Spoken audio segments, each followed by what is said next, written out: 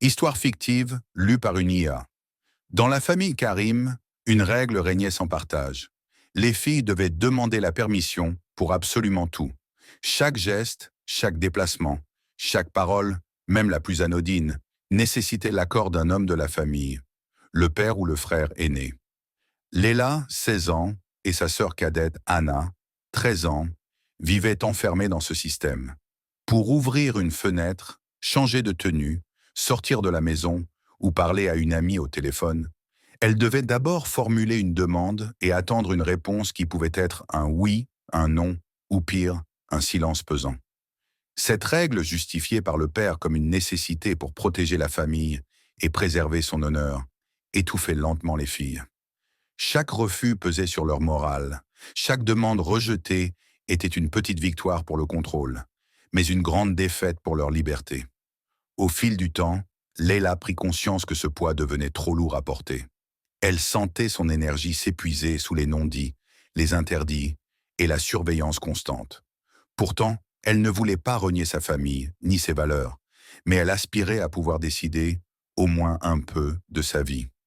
Un jour, Leila demanda à aller à la bibliothèque pour un travail urgent à rendre. Après une longue hésitation, son père refusa, craignant qu'elle ne soit influencée par des idées extérieures. Ce refus fut la goutte d'eau qui fit déborder le vase. Ce soir-là, Leila s'adressa à sa mère, seule personne dans la maison avec qui elle pouvait parler librement. Sa mère lui confia qu'elle aussi avait vécu sous ces règles étouffantes dans sa jeunesse, qu'elle avait souffert, mais que l'époque avait changé. Ce soutien silencieux ralluma en Leila une étincelle d'espoir. Avec patience, courage et détermination, Leila commença à chercher des petites libertés dans les interstices de ces règles strictes. Elle réussit à convaincre son père d'accepter une sortie accompagnée par une cousine de confiance. Peu à peu, elle trouva des alliés dans la famille, des membres prêts à écouter, à comprendre, à remettre en question ces règles rigides.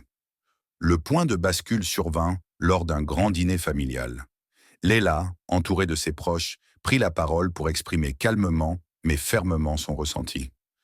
Elle parla de ses rêves, de son besoin d'autonomie et de la douleur que lui causaient ces règles implacables.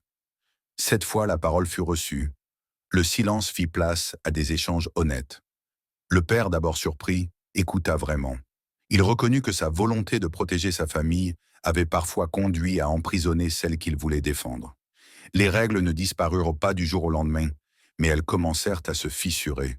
La famille entama un dialogue sincère, construisit un nouvel équilibre où le respect des traditions cohabitait avec la liberté d'expression et d'action.